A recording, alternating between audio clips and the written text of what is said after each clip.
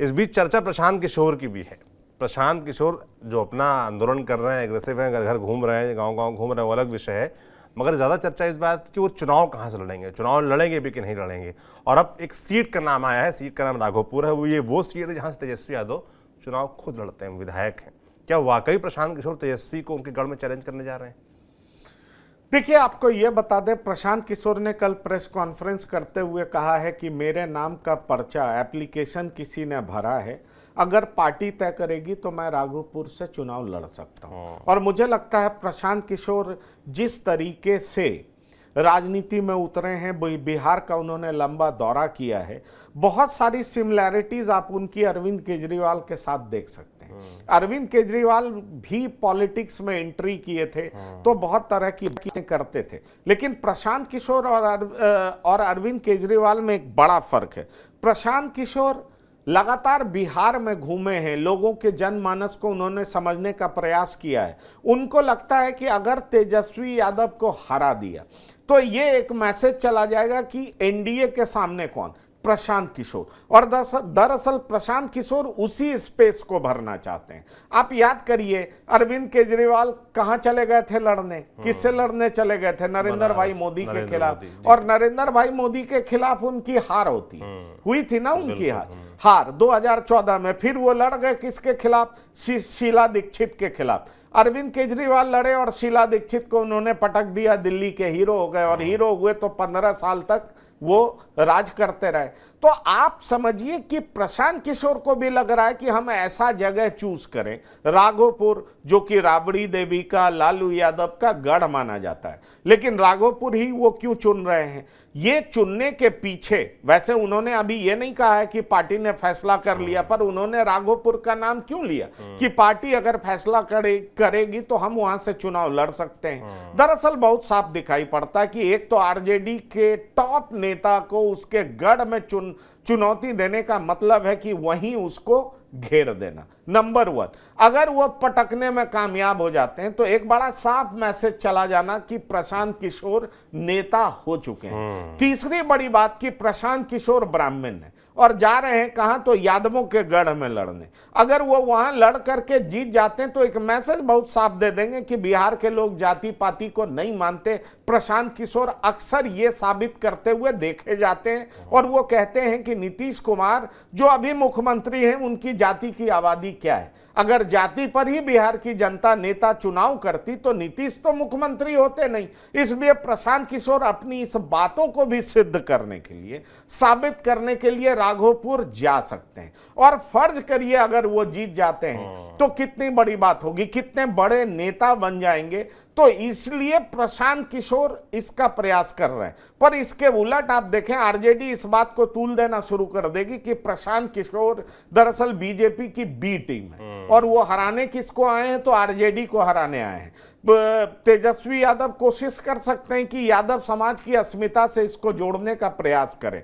ये सारा चीज आपको राजनीति में दिखाई पड़ेगा। बट इंटरेस्टिंगली अगर वो राघोपुर जाते हैं, राघोपुर पहले से भी हाई प्रोफाइल सीट रहा है और वहां से वो चुनाव लड़ते हैं, और कहा यह जा रहा है कि जो तेजस्वी यादव के सबसे करीबी नेता जिनकी वहां पर बहुत पकड़ है, उनका इन दिनों तेजस्वी यादव से मोह भंग हो गया।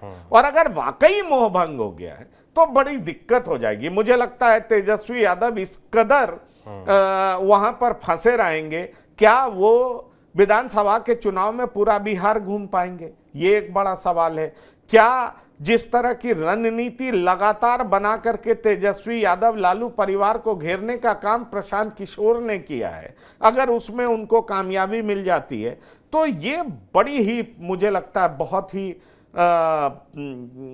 परेशानी का सबब आरजेडी के लिए बन सकता है। और इसीलिए जैसे ही राघोपुर का नाम प्रशांत किशोर के मुंह से निकला है, सबको बहुत परेशान कर रहा है। प्रशांत किशोर वैसे बहुत कुछ बोल रहे हैं, ये भी कह रहे हैं कि नवंबर के बाद एक बार फिर नीतीश बीजेपी को छोड़ेंगे और बीजेपी नीतीश को सीएम बनाएगी नहीं, तो नीतीश फिर पाला बदल करके उधर जाने का प्रयास करेंगे। लेकिन नवंबर में नीतीश के पास इतनी सीटें ही नहीं आएंगी कि नीतीश कुछ प्रभावशाली बन सके। वो यहां तक चुनौती दे रहे हैं अमित शाह को कि अगर आप में हिम्मत है तो नीतीश कुमार को मुख्यमंत्री घोषित करके देखिए जी, 5 साल जी। तक का, तो हम मान लेंगे, क्योंकि जैसे ही आप घोषित करिएगा मुख्यमंत्री, आपके वोटर्स भाग जाएंगे। तो इस तरह की बात करके प्रशांत किशोर जो एनडीए की राजनीति है, जो महागठबंधन की राजनीति है, सबको एक्सपोज करने का प्रयास कर रहे हैं और बड़ी ही तेजी से अपने लिए जगह बनाने का प्रयास कर रहे हैं। उन्होंने पहला चुनाव लड़ा, उपचुनाव 10% के आसपास वोट ले आ रहे हैं, तो इसको बहुत खराब शुरुआत भी नहीं कहा जा सकता है। लेकिन विधानसभा चुनाव में वो कितने दलों को कितना नुकसान पहुंचाते हैं, उनकी मजबूती किस तरह से दिखाई पड़ती है, उनके उम्मीदवार कितने जीतते हैं, उनकी रणनीति कितनी कारगर साबित होती है, इस सब का परिणाम विधानसभा चुनाव के बाद आ जाएगा। और प्रशांत किशोर उसके बाद कितने बड़े नेता बन पाएंगे, ये साफ साफ दिखाई पड़ेगा, क्योंकि उनकी लंबे समय से मेहनत बिहार में दिखाई पड़ रही है। वो संगठन खड़ा कर रहे हैं, वो लोगों को जोड़ रहे हैं, नैरेटिव गढ़ रहे हैं।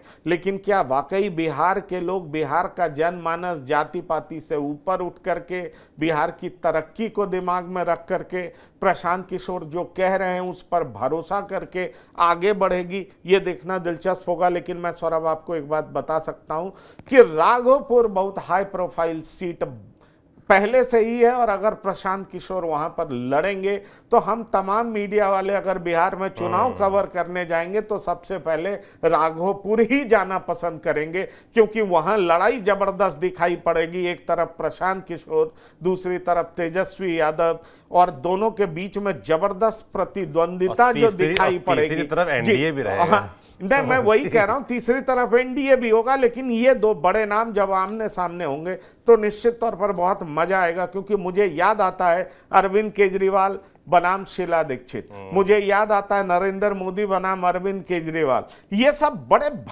जबरदस्त लड़ाई हुई थी, जबरदस्त कॉन्टेस्ट था, कवर करने में भी बहुत मजा आता था। तो मैं ये सोच करके कई बार उत्साहित हो जाता हूं, क्योंकि ये रोमांच का पल होगा। जैसे आप इंडिया वर्सेस पाकिस्तान का मैच देखते हैं उस तरीके का पल आपको वहां पर दिखाई पड़ेगा। जी हाँ, तो इसलिए कल से जैसे ही प्रशांत किशोर ने राघोपुर की बात की है, उसके बाद से लोगों के मन में कौतूहल मचा हुआ है कि क्या वाकई प्रशांत किशोर राघोपुर जाएंगे और राघोपुर की जनता प्रशांत किशोर को हाथों हाथ लेगी। ऐसा होगा तो फिर तेजस्वी यादव के गढ़ में प्रशांत किशोर अगर उन्हें हरा देंगे, फिर क्या होगा?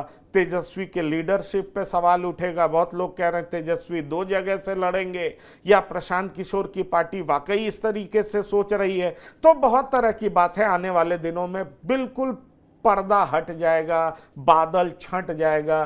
क्या होगा वो आपको साफ साफ दिखाई पड़ जाएगा। बिल्कुल, जिस तरीके से पंकज जी ने इंटरेस्ट जगाया है, तो अब तो लग ही रहा है कि प्रशांत किशोर लड़ ही जाए। कम से कम हम लोग को आनंद आएगा उस सीट को कवर करने में, तब एक इंटरेस्ट आ जाएगा। अगर पिछले चुनाव की बात करें तो 38,000 वोटों से तेजस्वी 2020 में इस सीट पर चुनाव जीते थे। बीजेपी के सतीश कुमार दूसरे नंबर पर रहे थे, और एलजेपी के राकेश रोशन भी करीब 25,000 वोट यहाँ पर पाए थे। तो और अब प्रशांत किशोर आ जाएंगे तो जाहिर सी बात है कि जो 38,000 की लीड है इसमें कुछ ना कुछ असर आएगा और चुनाव इंटरेस्टिंग हो जाएगा। बाकी यही बिहार की राजनीति है। तो आज हम लोगों ने देखा जाए तो 2 लोगों के बारे में बात की। एक तो प्रशांत किशोर हैं जो खूब हल्ला मचाए रहते हैं बिहार की पॉलिटिक्स, और एक फिलहाल चिराग पासवान हैं जो शांति से आराम से धीमे धीमे कदम बढ़ा रहे हैं, और उनकी नज़र 2025 नहीं 30 पे है। इस पूरी बातचीत के बारे में आपका क्या सोचना है, हमें कमेंट बॉक्स में लिखकर ज़रूर बताएं। बाकी देखते रहिए राग बिहारी TV9 डिजिटल। शुक्रिया, थैंक यू।